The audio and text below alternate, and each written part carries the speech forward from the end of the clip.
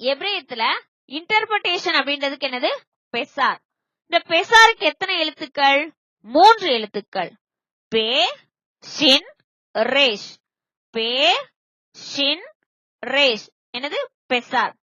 பேனா என்னது? ஆங்கிலத்துல மவுத், வாய் அல்லது வார்த்தை. பேனா என்னது? மவுத், வாய் அல்லது வார்த்தை. இந்த ஷின்னும் ரேஷும் சேர்ந்தது ஷார். இந்த ஷின்னும் ரேஷும் சேர்ந்தது என்னது? ஷார். ஷார்னா என்னது? பிரின்ஸ். பிரின்ஸ்னா என்னது?